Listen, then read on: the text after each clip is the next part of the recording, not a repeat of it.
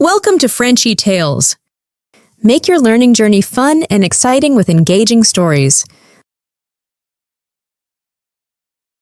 Bonjour à tous, j'espère que vous allez bien aujourd'hui. Voulez-vous apprendre le français et parler avec plus de confiance? Si votre réponse est oui, alors cette leçon est pour vous. Dans cette vidéo, vous allez apprendre beaucoup de phrases françaises courantes que les gens utilisent tous les jours. Ces phrases sont simples, claires et utiles dans la vie quotidienne.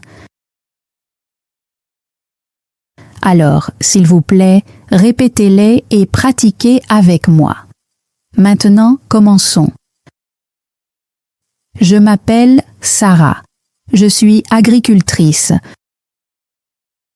Je vis dans un petit village où les routes sont poussiéreuses et où le ciel semble large et sans fin. Ma maison est petite, construite avec de vieilles briques et un toit en tôle. Quand le vent souffle fort, le toit fait du bruit, mais c'est ma maison. Chaque matin, je me réveille avant le lever du soleil. Le monde est silencieux à cette heure-là. Même les oiseaux dorment encore. Je me lave le visage avec de l'eau fraîche et je me tiens debout pour prier. Je demande de la force, je demande de la patience. Je demande une journée de plus, une bonne journée. Puis, j'attache mes cheveux, je mets mon foulard usé et je marche vers mon champ. L'air du matin est frais, la terre sent la vie. Quand le soleil se lève lentement, une lumière dorée se répand sur ma terre. À ces moments-là, je me sens en paix. L'agriculture n'est pas seulement mon travail, c'est mon identité. Mais la vie n'a pas toujours été ainsi. Il y a des années, je n'étais pas seule dans le champ. Mon mari travaillait à mes côtés. Il souriait même quand le travail était difficile. La terre ne trahit jamais les mains honnêtes, disait-il. Puis un jour, la maladie l'a emporté. Soudain, tout est devenu lourd. Les gens du village me regardaient avec pitié. Certains murmuraient « Elle ne peut pas gérer seule ». D'autres disaient « Elle va bientôt vendre la terre ». Pendant de nombreuses nuits, je pleurais en silence après que mes enfants se soient endormis. J'avais peur. Pas du travail dur, je connaissais le travail dur. J'avais peur d'échouer, j'avais peur de ne pas être à la hauteur. Mais un matin, je suis allée seule au champ. Je me suis arrêtée et j'ai regardé la terre. Elle me semblait familière, elle semblait m'attendre. Ce jour-là, je me suis fait une promesse. Je ne fuirai pas. La première année seule a été la plus difficile de ma vie. Le soleil semblait plus brûlant que jamais. La terre se fissurait sous la chaleur. La pluie ne venait pas quand elle aurait dû venir. Chaque jour, en marchant entre mes cultures, je voyais les feuilles perdre leur couleur. Le vert devenait lentement jaune pâle. La peur est entrée dans mon cœur. La nuit, je ne pouvais pas dormir. Je m'asseyais près de la fenêtre et je regardais le ciel sombre. « Comment vais-je nourrir mes enfants ?» murmurai-je. Un jour, mon fils m'a demandé « Maman, est-ce que tout ira bien ?» Je lui ai souri même si ma poitrine était serrée. « Oui, ai-je dit, nous sommes forts. » Mais à l'intérieur, je tremblais. Certains villageois riaient en me voyant porter de lourds seaux d'eau. « Ce n'est pas un travail pour une femme, » disait-il. Je n'ai pas répondu. J'ai laissé mon travail parler. Un après-midi, je marchais dans mon champ et je sentais mon espoir se briser. Les plantes étaient sèches, la terre était dure. Le vent apportait de la poussière au lieu de la fraîcheur. Je me suis assise au milieu du champ. Pour la première fois, je me suis sentie petite, très petite. Des larmes sont tombées sur la terre sèche. J'ai enfoncé mes mains dans le sol et j'ai fermé les yeux. Je n'ai pas prié pour l'argent, ni pour le confort, seulement pour une chance. Le lendemain matin, rien n'avait changé. Le ciel était toujours vide, la chaleur était toujours forte. Mais quelque chose avait changé en moi. J'ai arrêté d'attendre qu'on me sauve. J'ai commencé à porter de l'eau depuis un puits lointain, encore et encore. Mes épaules me faisaient mal, mon dos brûlait. Des ampoules sont apparues sur mes mains, chaque pas était lourd. Malgré tout, j'ai continué. J'ai enlevé les mauvaises herbes avec soin. J'ai protégé les plantes les plus faibles.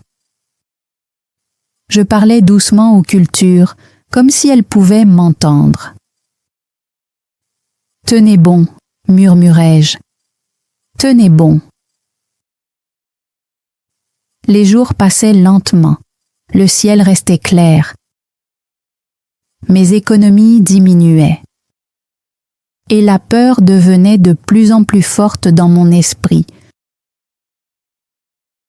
Un soir, ma fille est venue et m'a serré très fort dans ses bras. « Maman, » a-t-elle dit, « je crois en toi. » Ces paroles ont brisé quelque chose en moi, mais pas d'une mauvaise manière. Elles m'ont donné de la force.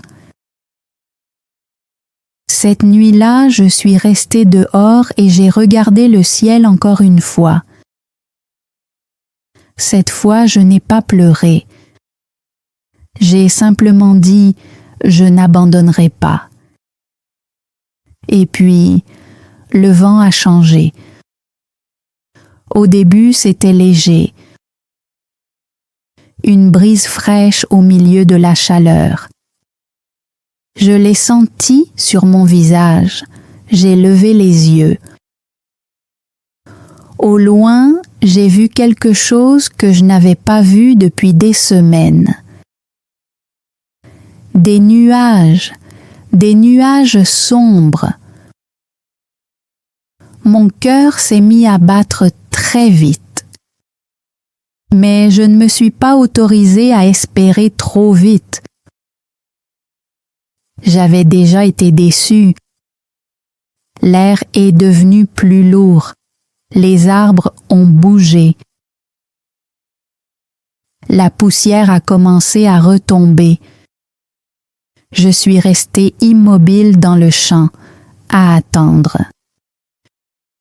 Une goutte est tombée sur ma main, une seule, puis une autre, et encore une autre. J'ai fermé les yeux. Le ciel allait répondre.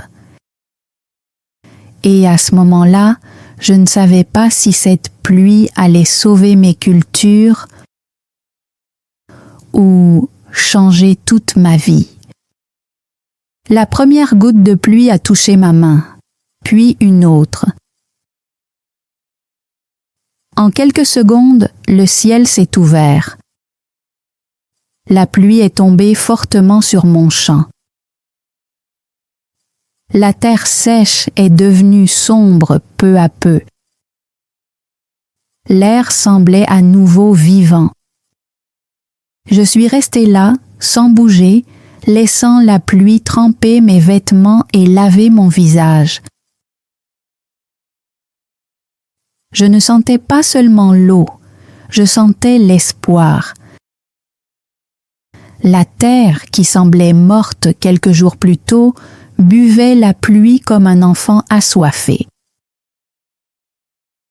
Les feuilles bougeaient avec la vie. La poussière a disparu. Le ciel grondait, mais je ressentais la paix à l'intérieur.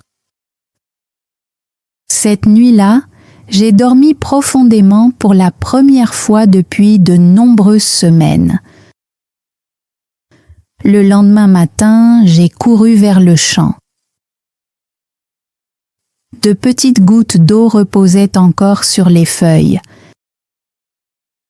La terre était douce sous mes pieds. Je me suis penchée et j'ai touché les plantes doucement. Elles étaient encore faibles, mais elles étaient vivantes.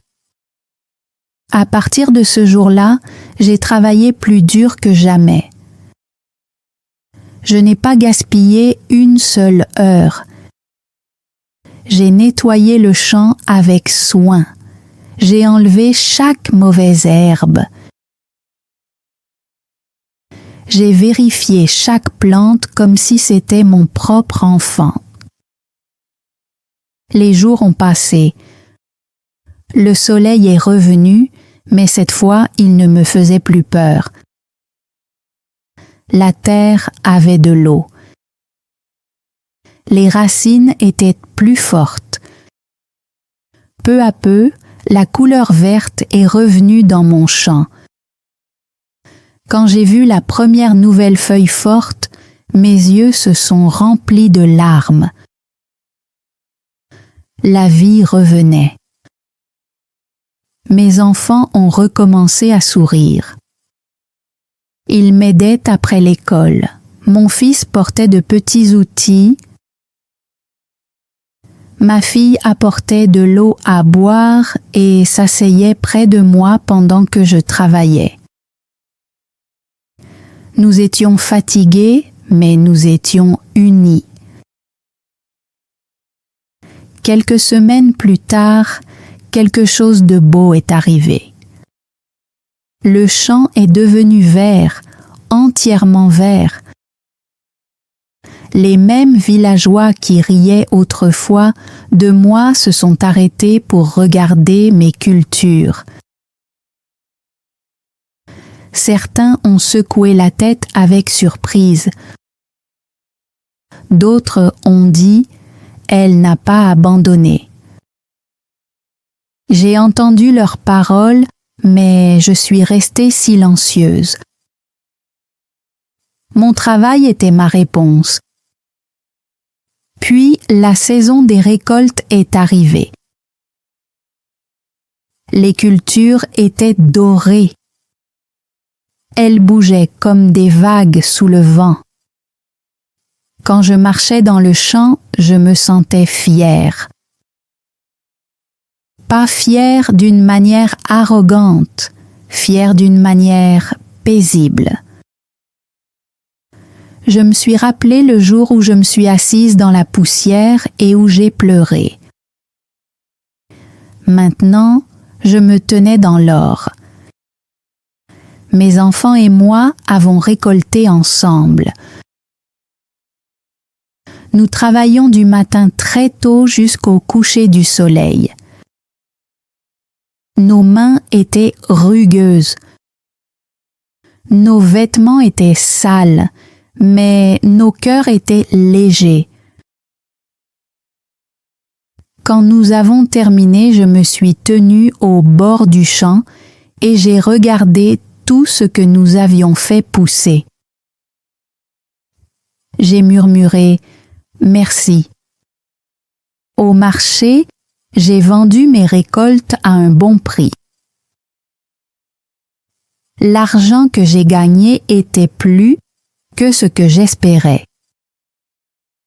Pour la première fois depuis des années, je n'avais plus peur de demain.